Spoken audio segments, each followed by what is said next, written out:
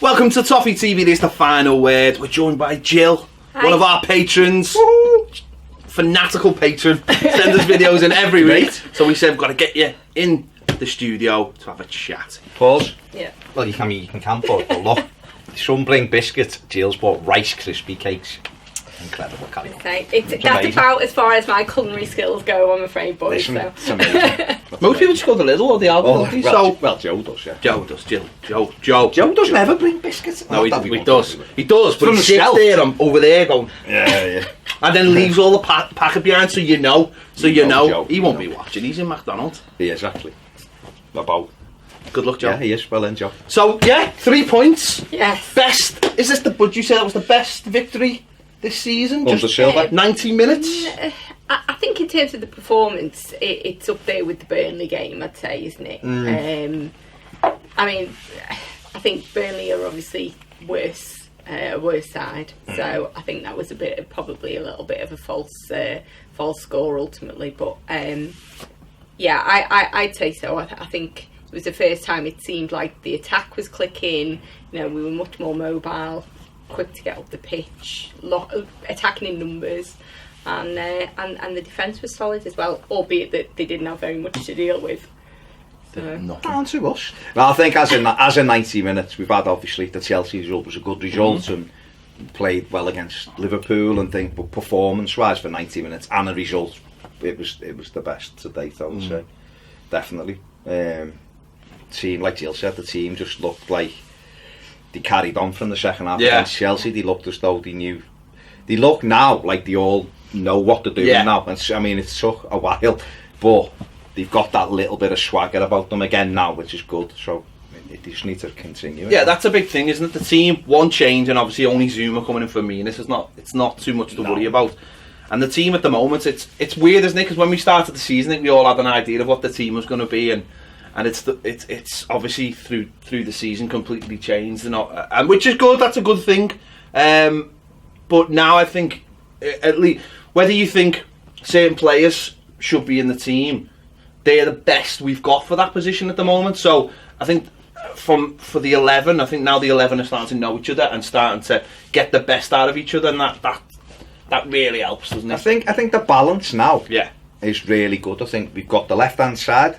I think that should just be left. I don't think it needs touching. I think it's as good as what we've had since Baines and Pienaar for me. Bernard's, we'll talk about him later, but what a footballer. And Dean, who's unbelievable behind him. You know, considering he was touch and go, all of the stats I looked at and all of the independent sites and stuff, reporters and everything, he got man of the match. So, and then on the other side, we've seen the re-emergence of Seamus Coleman again, because we've actually got a lad in front of him who's willing to work hard. You know, and I think for Richarlison at the weekend, it was the best 90 minutes he's put in for quite some time for me. He worked so hard, he was up and down. The amount of times, particularly in the first half, he got back and put a tackle in on Aaron Cresswell in our corner flag.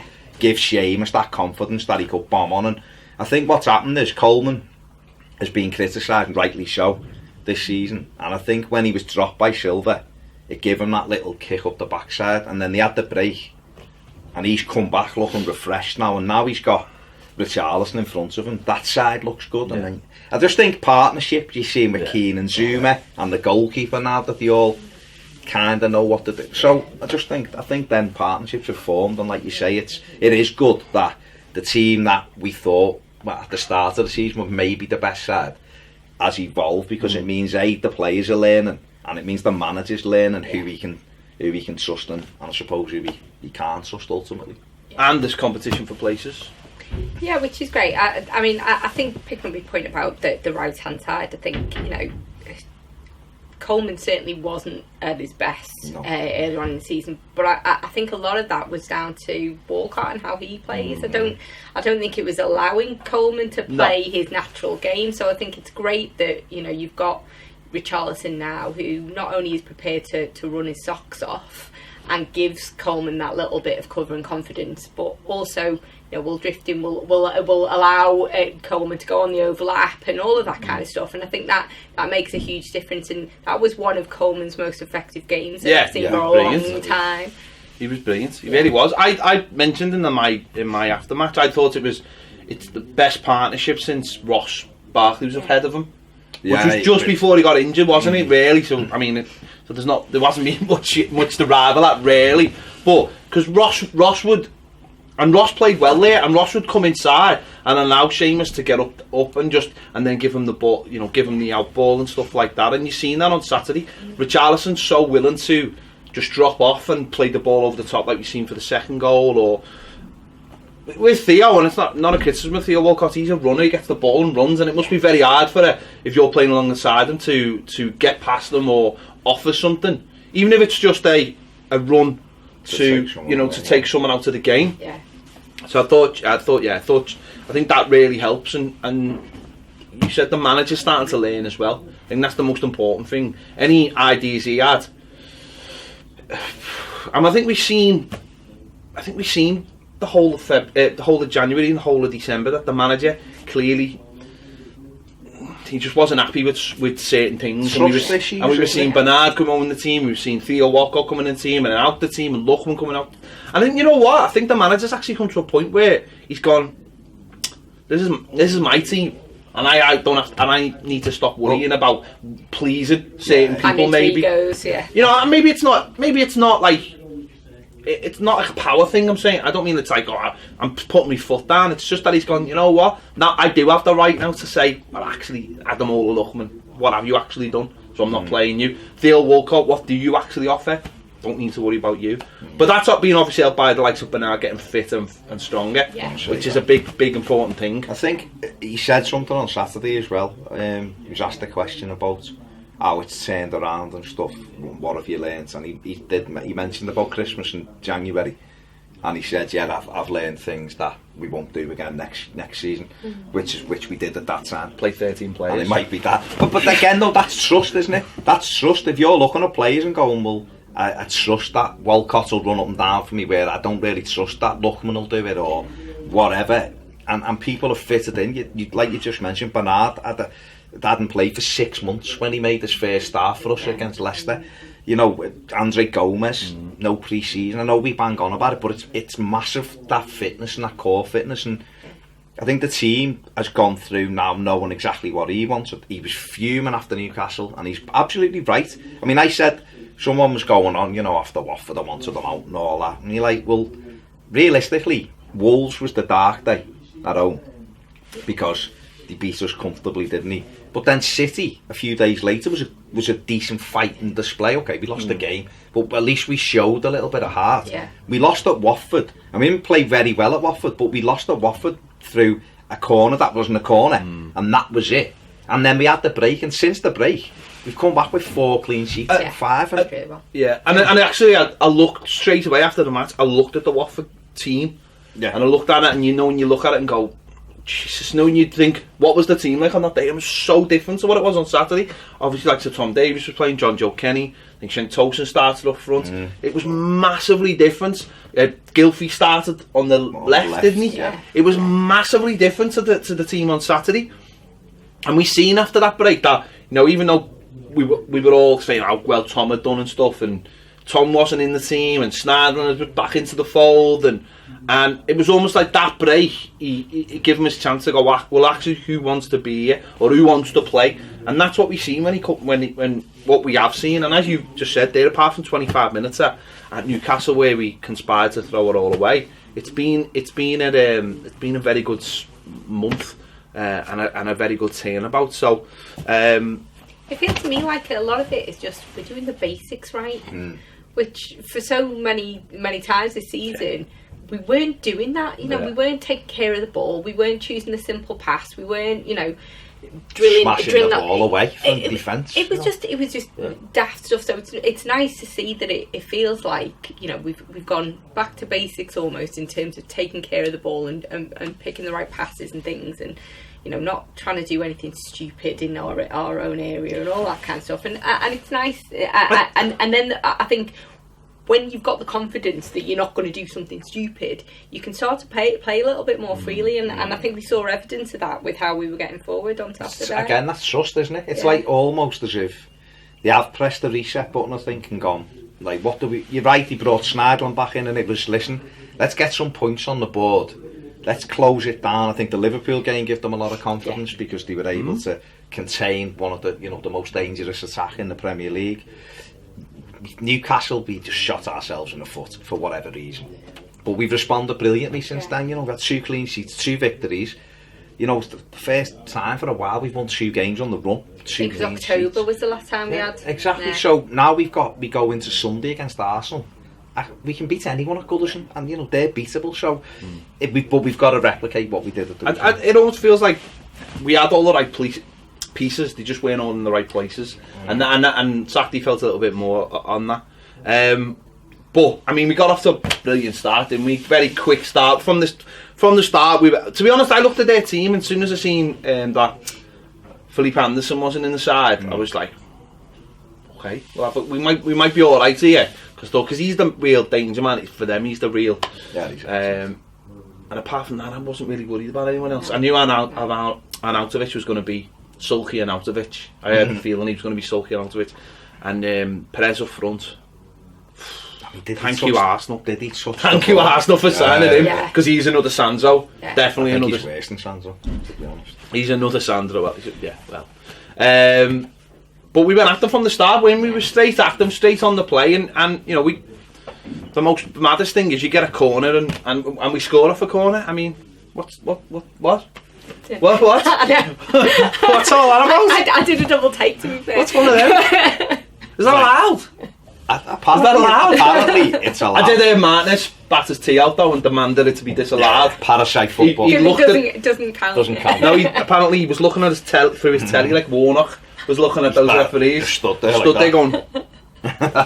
It was mad, wasn't it? It was a deep ball, and Zuma done very well, and it almost went in slow motion, hit the floor, and you're going, is there a whistle to say disallowed? It bounced! It's not allowed to be a goal, it bounced! What I liked about that was he showed the strength, do you know what I mean? Like, too many times I've seen us in those kind of situations, and we're not strong enough on the ball, we're not challenging for it properly, and it was basically like he wasn't marked. I mean, their defence was terrible. I mean, the caveat was they were just terrible. Yeah. But no, I mean... But they hadn't lost at home for this year. No. They hadn't lost at home. I think they've won 4-5 on the run at home or whatever. Been very strong there lately. And we just come out and swarmed all over them. We didn't give them a chance, and it unnerved them, because I think they probably thought going into it, we'll turn these over, and Newcastle beat them. We beat them at Goodison. It was a very different Everton, and from the goal, we just got hold of the ball, and we almost made it 2-0 immediately from the goal. Yeah. We had them everywhere. Gomez, the strength on the ball. Him and Garner schooled Declan Rice. They absolutely schooled him. And we just dominated. To be fair to Declan Rice, though, he was a one-man midfield. He literally was a one. I mean, I will be fair to the kid. Yeah. It was a one-man midfield. But what I mean is, he just didn't get near them all day. No. Even when he tried to go 1-for-1 with them, Gomez had let him come in, and then he'd spin him round in a circle almost. I've got to say, I mean, not only has he got the sexiest hair going, right, but... What? It's in the flesh, it's right here. I'm sitting right here. Fuck's sake. But to be fair, it's the fact that he always seems to find space, and he has this ability of coming out of situations where he's got no right to suddenly bringing the ball, and he's got it, and he kind of lost that at one point during because your heart's in your mouth as well. Like when he's doing those pirouettes, and you're just like, does take risk. Like, what are you doing? But he always finds a way to just drop a shoulder and not feel go. He is very confident in his own ability. He put everything together on Saturday for 90 minutes, and he's not done that. No. I think what we've seen all season is flashes of him, and when he's on it, you're like, oh my God, what a performance. And then other weeks you're like, 20 minutes later, you're like, why aren't you just passing a simple... And I think on Saturday, he just put it all together. You had him in control, and you had Garner just putting fires out everywhere. When he plays like that, Gomez... That's when, like, obviously during the season we were saying we need a big play, we need like a Decore. When he plays like that, he looks like a Decore. He looks like that kind of play. Like, he's got everything. I mean, I've seen a few West Ham fans tweeting best midfield display of one play they've seen all season. 2 West Ham fans tweeted me and said, "You're by far the best team we've played this season at all." I'm like, okay, thanks. I mean, we're ninth, but thanks. Yeah. Take that. But I think that was that kind of performance, wasn't it? And Yeah. you go into a game, then thinking they're probably going to win because they're at home, and you sit there and this team comes out and just destroys you, which we did, and you've got him in midfield controlling dictating the play, and Ghana was everywhere. Yeah. You know, they didn't get it. And what I liked about the fact that we took the lead, we then tried to ram it down. We then tried to just get the game done, and we don't do that, you know. And their keeper, who throws goals in. No, he doesn't. No, he doesn't. Fabianski is actually one of the best goalies in the Premier League. But he always seems to be unbelievable against us. To be fair to Fabianski, if he hadn't been unbelievable this season, West Ham would be in serious trouble. He's a very good goalkeeper. But he made and he's a nice. He kept them in. He made two brilliant saves. One from Sigurdsson from close range, absolutely brilliant save. Yeah. And the other one from Luca Dean before we made it. Well, because of the midfield dominance, Gylfi Sigurdsson could play so high up. Yeah. It was almost like 4-4-2 at times. It was like 4-2-4. Well, I was saying to Jill, I'd looked at the with all the stuff I had, all the data I had. We started in a 4-2-3-1, but the average positions of the players on this thing was 3-2-5. That's how Everton had lined up basically, because we played. Who was the other one in defence? Because it wasn't Coleman and it wasn't Dean. So who was the other one? When Garner topped it. That's where they had the position. Well, to be honest, it's more like two at the back. Yeah. But Garner was sat in the thing. But it was a lovely little curve, and West Ham didn't know how to. They didn't know how to play against it because we were all over them. Whenever they got the ball, we were swarming on them. I noticed a lot of the time there were two of our players every time one of theirs had the ball, all over them. Yeah. And it was great. They didn't get a second, and yeah, there was only really one team in the game. Well, it was. Yeah, there definitely wasn't West Ham. Because they you'd always have that. I think Pickford had a busier day yesterday at the Checkatrade Trophy. Yeah, I think he probably did. I think the thing for me was the fact that we kept going, but you'd always have that thing as a Blue where you're missing chances. You think it's Everton, and then we had one moment. I can't remember if it was 1-0 or 2-0 at the time, where we give the ball away, and it was their best moment really, where they broke and you thought, oh my god, and I think Arnautovic might have slipped, and you were like, we've got to be careful here because we are that far ahead of them. One slip and it's 1-1. And it changes the game, but we didn't. We broke forward. No. I mean, the chance, we had loads of chances, didn't we? Loads of chances. That was the most worrying thing.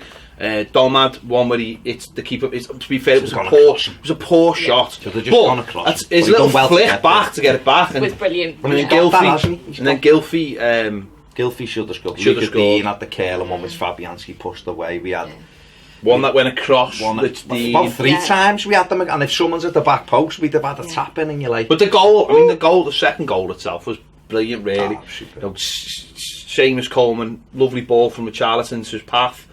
Inch perfect, and then at the back post, it's all right saying it's a tap-in, but it's not, because his legs Zabaleta into the box to get the tap-in. I mean, these things don't come, easy.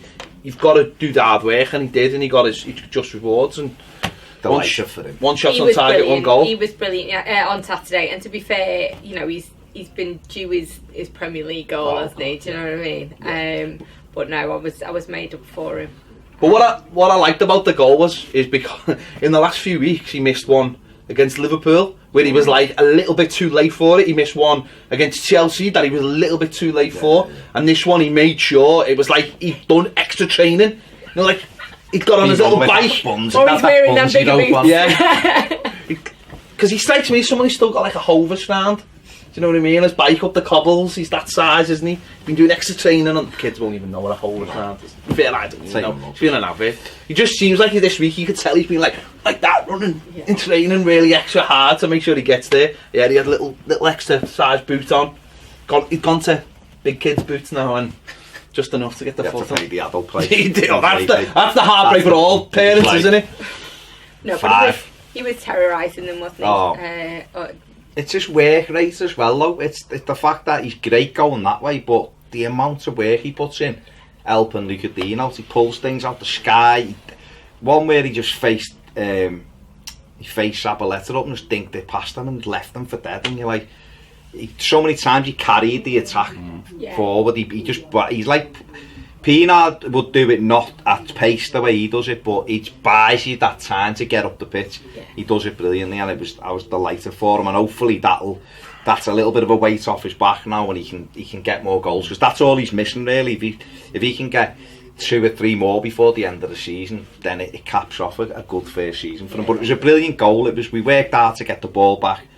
We get it, Coleman wins it, gives it to Richarlison, goes around the corner. It's a lovely ball back by Richarlison, and like you say, it was important that though, because as you just said there, at 1-0 and missing chances, there's always that sense, especially with the home team. And then, because I was sitting there thinking, we need to get this second, because these are going to realise that we're better than them. You know what I mean? They're going to make changes. They're going to either bring Noble on and or whatever, just to firm up the midfield. And it only takes what we see. How many times have we seen it? It takes one spawny thing, and the game's back in the opposition's hands. So pulling time to score it, and I think that just for their fans, that just destroyed them as a team. Because what was interesting was they'd actually shown their hand from the start, hadn't they? They'd gone out with their most attacking side. And what do you do then? If you're 2-0 behind, what do you do?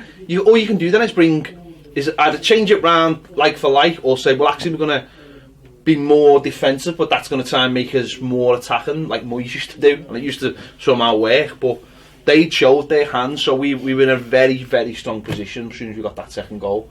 We controlled it, went for more though. That was the good thing in that first, and we could have had more. You know, we could have had the penalty on Dominic Calvert-Lewin, which it looked like a pen to me. There was things that they were last gasp tackles, the balls were going across the box. You're thinking, if we need a third, because it's Everton, you're always thinking we need a third, but we did control it, we slowed it down when we needed to, and we took the sting out the game. And I think that, they ended up with 3 shots. Every one of them was outside the box. So it shows you how hard work, how much we'd make sure that when they had an opportunity, we shut them down. And if anything, I was a little bit disappointed at half time that it wasn't 4 or 5, because you were thinking this game could be done now, because we have been that far in the fan. And like you said, that they're going to have to change it, and they're going to come out with a little bit of fire in the belly, and because they know they've gone in at half time thinking that we could be out of this game. We should be 5-0 down. It's only 2 if we get one. I'm sure they will have been saying, look what happened with Everton the other week. Seen it before, they were 2-0 up at Newcastle and they lost it. We get a goal. The thing that I was going through my head was, well, last away game we were 2-0 up and lost. Last home game, these were 2 goals behind and won. So that was still going through my head with in the second half. No, but you can't just say that that's related to the Newcastle result, is it? Because let's be honest, all season we've been throwing. No, but there was that though. That would be running through the manager's mind, isn't it? I am getting sacked if I lose a 2-0 lead here. There's no coming back from that. Like, no matter how well you're doing in the league, you know what I mean? No, like that was what I mean is, like, Saturday was a proper mental thing for all of us, wasn't it? It was like, can we? Because for me, it's all about learning the lessons. It's all about, if you do something wrong, can you put it right? And Saturday, I think we put the Newcastle defeat right in a way, because what you've done there is you've gone and you've gone, we're 2-0 up. We're playing pretty much the same. I mean, we played better on Saturday than we played at Newcastle, but it's about cutting all those little mistakes out. So you look at straight away, you look at Pickford and you're like, what is he? Where is he? What's his mind on it? 2-0 up, is he just? Does he look like he's on it? And he looked like he was on it. You look at all the players. Same with the Chelsea game on it. You look at the manager. You look at his subs. So what does he do? Well, he brings Tom Davies on sub straight away. I'm like, your head's on this game. We're winning 2-0, and you've gone, you know what? I'll take a midfielder off, and I'll put a slightly more defensive, but someone I know won't just go back. And that's what's great about Tom, like we mentioned, is like he went on, he was straight away, keep the ball, press from the front, win fouls, press from the front, and it bringing someone like Lookman on, you might be like, people might go, oh, if we concede one now. So he just kept, he knew we had the beating of them, and he probably like, listen, it doesn't matter if we win 4-0, 5-0. If we win 2-0, I'm happy with that. So, well, if had the test was Newcastle, we blew it. But then against Chelsea, it was slightly different because we scored the 2 goals in the second half. So it was, even though with half an hour to play, we were 2-0 up, like we were, or 25 minutes with 2-0 up, like we were at Newcastle. We saw that out. Saturday was very much like Newcastle. We were 2-0 up. It should have been more, and it was the psychological thing, and we got through it without conceding. Okay, you could say how bad West Ham were, but I think you could say that with every team who anyone plays against. When City win 5-0. Is it because City are amazing, or is it because the opposition have been poor? Yeah. So they will never spin it that way. It'll be City. If that was Liverpool or City on Saturday at West Ham, they would have gone, West Ham weren't great today, but these teams were just amazing. They blew them away. And that's what Everton did. Everton blew them away. Forget about West Ham. They had lads out there wanting to win the game. They hadn't lost since December at home. We went there, we beat them 2-0. It should have been 6 or 7. We schooled them. And that's the way it is. Now, as far as I'm concerned, since we had that 17-day break, the Newcastle game happened and we can't get away from that. 4 clean sheets out of 5. We've looked like a team since they come back. It looks as though that break, without having the internationals, where they're all going off, was good enough for him to go, this is what we do. Look what we're not doing. This is what we do right. And ever since then, it's been a thoughtful process. Every sub has been, again, bar Newcastle, in general, and certainly the last 2 games, the subs have been right. Yeah. Everyone's seen, you said it before, Jill, everyone now just seems to be doing the basics. Let's just, if this ball's bouncing, just kick it right down that pitch, get our shape again, and we'll start again. We're giving free kicks away where we should be. Yeah. In there, half dragging them down. All right, let's get our shape, get back. Yeah. And we're doing things correctly. And if we do things correctly, more often than not, the quality that we undoubtedly have in our side will beat the majority of teams, I think. Yeah. I completely agree. For me, you know, I just want to see us carry this on now. You know, I want the same kind of intensity. I want the same kind of level of concentration and professionalism and all the rest of it, carrying it on to the next game against Arsenal and beyond. Because, you know, there are the vast majority of the games that we've got, certainly the away games, you would argue we should be winning. Touch wood.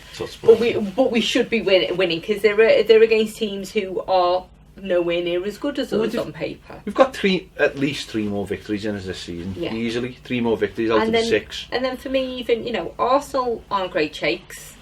Man U are better, far better under Solskjaer. But you know, I think a Goodison, you never know. You know, listen, if teams beat us because they're better than us, then they beat us. But what I think, what we've seen on Saturday and what we've seen the week before, a couple of weeks before against Chelsea, is us not making individual mistakes, not, you know, keeping the ball, taking care of it, being a little bit more selective. Set pieces, we've seen it on Saturday. We score from the first set piece, then every set piece we're putting it into a dangerous area and saying to our players, because this is something we haven't been doing for years. It's almost that flat low ball. It's been going on for years. Whereas on Saturday it was like, just throw a ball in the box, and we've got players who, you know, Zuma gets the first one, and every ball that went into the box from then on was causing havoc. So that terrified. If we didn't win the first one, it never went anywhere. It stayed around. You know, we've seen the chance. You know, Gomez nearly smacks one. It keeps the ball alive. The bar. You know, we all, and it was little moments like that were just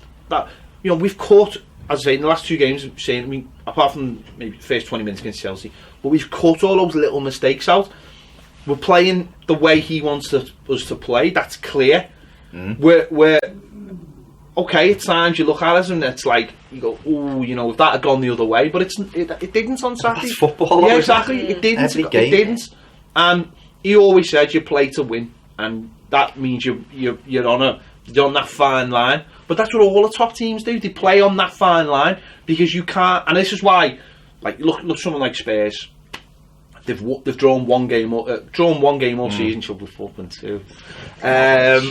And they should have won. But that's because they play, whether you like it or not. Or I bet you some Spurs fans don't like it because they'll be like, if we just done that and done that. But they forget that they're where they are, like in the top 4 at the moment. Whether that last, they're where they are because they win a lot of games because they're willing to risk. I mean, Spurs must have lost more games than anyone in the top 6. They must have.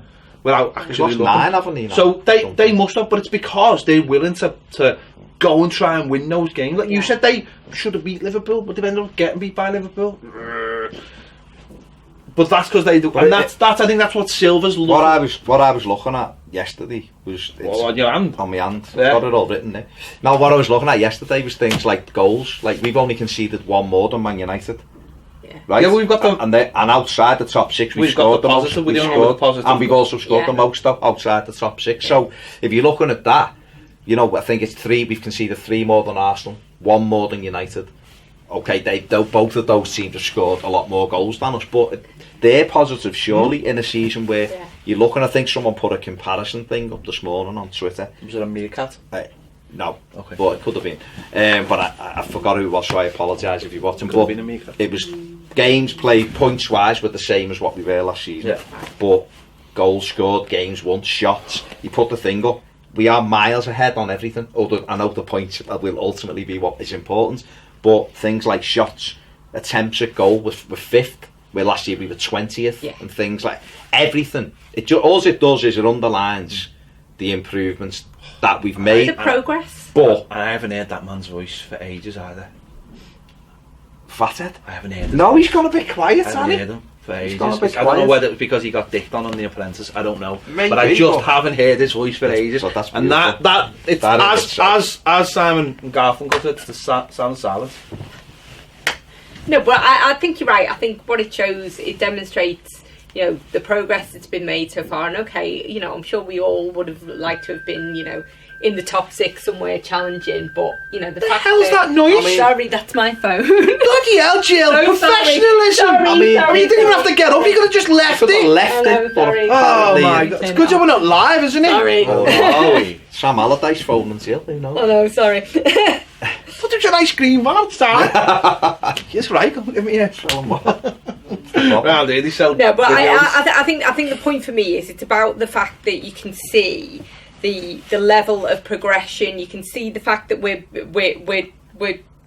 improving from where we were. And okay, it hasn't ended up being quite what we wanted it to be, but it's much better than where we've come from. I think the main thing is that I think we're starting to see that with Allardyce, and this is why we sacked him, is that we probably would have took more points in some of these games this season, and we'd be comfortable. We'd be 8, probably around where we are. But it's that feeling that you're never going to get higher. Whereas Silva, if things drop in the right way, you can definitely see it moving on.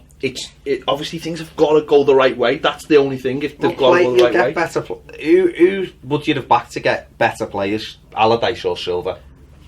It's a no-brainer for me. It's a no-brainer. Especially after seeing on The Apprentice. Well, there you go. And that's what we can work towards. Yeah, there's still question marks over him, but like I said many a time, there's question marks over all the managers, and I don't see another one who I would go, I'd rather have him, he'll be boss, because it's all a flip of a coin, unless you're talking about the very top level managers, and even a flip of a coin for them, because some of them wouldn't come here if they couldn't spend 300 grand a week on a player. So but it's also, it's not just about Silva in isolation, is it? It's also brands and that partnership. So for me, brands wouldn't have worked with Allardyce. No.